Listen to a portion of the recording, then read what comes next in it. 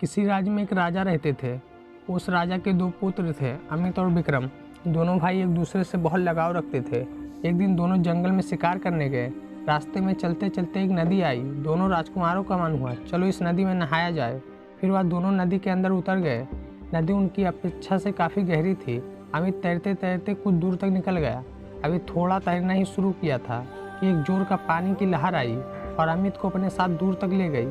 अमित डर से अपनी सूझबूझ खो बैठा। गहरे पानी में उससे तैरा नहीं जा रहा था। अब तो वह डूबने लगा था। अपने भाई को बुरी तरह फंसा देख विक्रम जल्दी से पानी के बाहर निकला और जल्दी से एक लकड़ी का गट्ठा अमित की ओर उछाला। परंतु दुर्भाग्य, अमित इतना दूर था कि लकड़ी का गट्ठा उसके हाथ नहीं आ रहा था। अब तो विक्रम परेशान उठा। कुछ देर बाद कुछ गाँव वाले वहाँ आ पहुँचे और राजकुमार को देखकर सभी बोलने लगे, अब तो राजकुमार को बचाना नामुमकिन है, अब राजकुमार नहीं बच पाएंगे। ये सुनकर अब विक्रम को भी लगने लगा था कि उसका भाई अमित नहीं बच सकता। तेज बहाव में बचना नामुमकिन है। ऐसा सोचकर सभी ने अपने हथियार डाल दिए। कोई बचाव के लिए आगे नहीं आया। अभी सभी लोग नदी के किनारे बैठे अमित का शोक मना रहे थे। तभी उनको दूर से एक सन्यासी आते हुए नजर आए। साथ में एक नौजवान भी दिखाई दे रहा था। पास आए तो पता चला कि वो अमित था। अब तो सब खुश हो गए और सब आश्चर्यचकित हो उठे। सब बड़े ही आश्चर्य से अमित से पूछने लगे, अरे तुम इतनी तेज में बहाव में कैसे बचे? ये सुन सन्यासी बोले, आपके इस सवाल का जवाब मैं देता हूँ। वह बच पाया क्योंकि उससे यह कहने वाला कोई नहीं था कि यहाँ से बचना नामुमकिन है। इसे कोई हताश करने वाला नहीं था। इसके सामने तो बस लकड़ी के वो गट्ठर था और बचने की एक उम्मीद थी, बस इसलिए बच निकला।